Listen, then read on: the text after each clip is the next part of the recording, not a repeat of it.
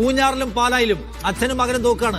കത്തോലിക്ക സഭയുടെ കാര്യം ഞാൻ അമിത്ഷായോട് എന്ത് പറയുമെന്ന് ചോദിച്ച് വിലവെച്ച മനുഷ്യനാണ് ഷോൺ ജോർജ്. KN ബാലഗോപാലിന്റെ ലീഡ് വേറെ 89 വോട്ടാണ് കേട്ടോ. 89 വോട്ട് ലീഡാണ്. പുനലൂരിലും ലീഡ് കുറവാണ്. 89 വോട്ടിന്റെ ലീഡ് KN ബാലഗോപാൽ മികച്ച ഭൂരിപക്ഷത്തിൽ ജയിച്ചൊരു മണ്ഡലമാണ്. കാരായി രാജൻ തന്നെയോ? കാരായി രാജനൊഴികെ മുഹമ്മദ് റിയാസ് ഉണ്ട്. റിയാസ് ജയിക്കുമെന്നാണ് കരുതുന്നത് ഈ ഘട്ടത്തിൽ.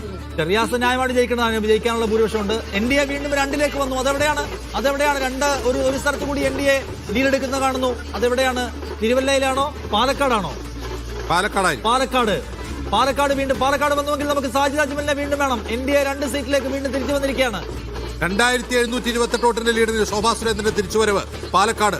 സാജിദ് അജ്മലിനെ വേണം. സാജിദ് ഉണ്ടോ? സാജിദ് അങ്ങനെയാണെങ്കിൽ ശോഭാ സുരേന്ദ്രൻ കൂടി വിജയിച്ച് 2 എന്നതിലേക്ക് BJP എത്തുമോ എന്നാണ് നമ്മൾ ഉറ്റുനോക്കുന്നത്. പാലക്കാട് UDF ഉറപ്പിച്ച ഒരു സ്ഥലമായിരുന്നു. പക്ഷേ പാലക്കാട് അട്ടിമറികൾ മാറ്റിമറിച്ചിലുകൾ സംഭവിക്കുന്ന കാഴ്ച കാണുന്നു.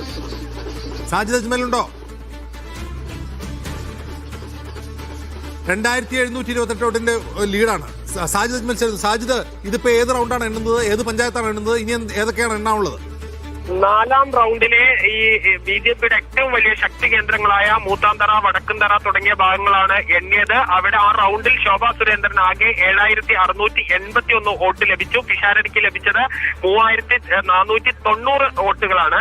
ഇത് നമ്മൾ 2021 താരതമ്യം ചെയ്യുമ്പോൾ 8409 വോട്ടിന്റെ ലീഡ് അന്ന് ശ്രീധരനുണ്ട്. അത് ഇപ്പോൾ വെറും 2728 വോട്ടിന്റെ ലീഡ് മാത്രമാണ് ശോഭാ സുരേന്ദ്രന് ഉള്ളത്. അതായത് പിഷാരടി അടുത്ത റൗണ്ട് കൂടി കഴിയുന്നതോടുകൂടി നഗരസഭ ഏതാണ്ട് പൂർത്തിയാകും. അതും പലതും ഈ UDFന് മേൽക്കൈയുള്ള മേഖല കൂടിയാണ്. ഒരു മികച്ച ഭൂരിപക്ഷത്തിലേക്ക് പിഷാരടി പോകാനുള്ള സാധ്യതയാണുള്ളത്.